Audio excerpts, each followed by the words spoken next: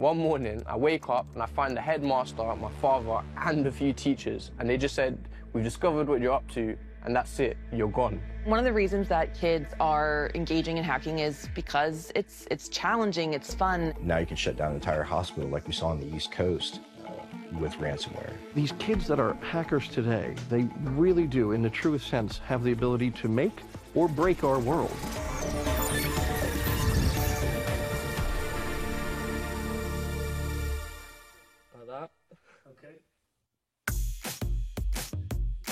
Oh boy, yeah, script kiddies. What's a script kiddie? God, that's an old term.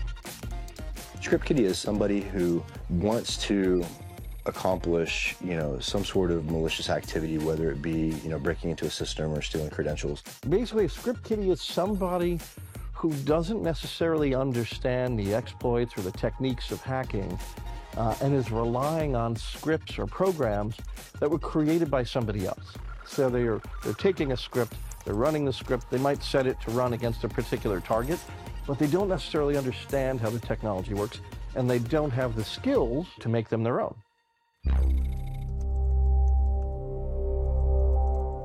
My way of getting into hacking was very different from the normal way, which is experimenting with cheats and then getting into hacking.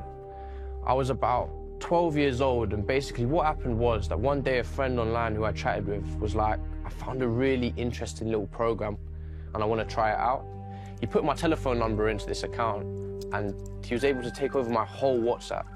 I mean, completely take over my WhatsApp account. He was able to write messages to all of my friends and say all this stupid stuff. It's a technique where you're able to completely take over and control an account that's not yours.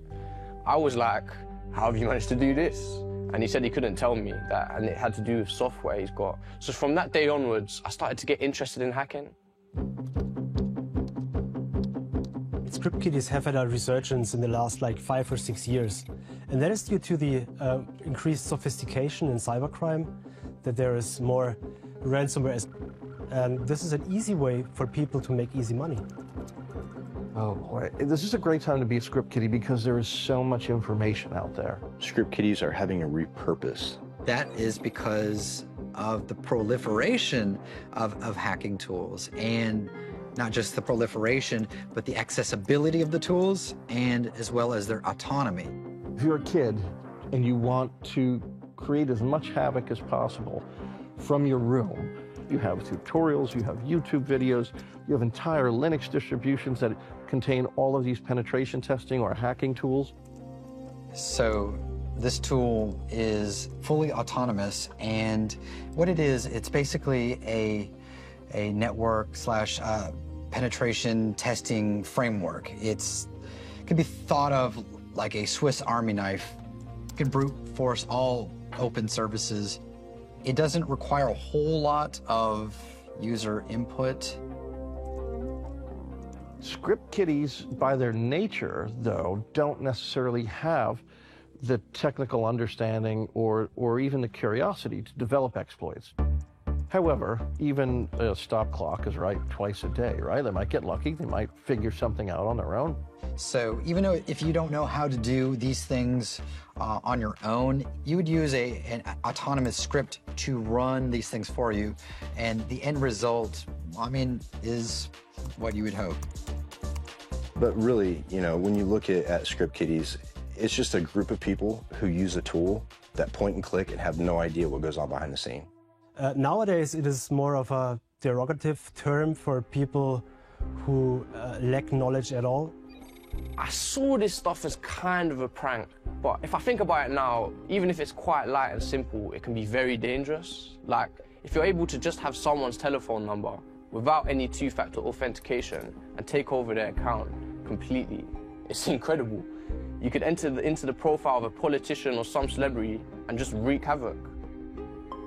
When kids are engaging in hacking behavior, there is a little bit of an empathy gap here, and wanting to be different, wanting to individuate themselves, wanting to entertain people, including themselves as well as their friends, by doing something, something naughty or unexpected.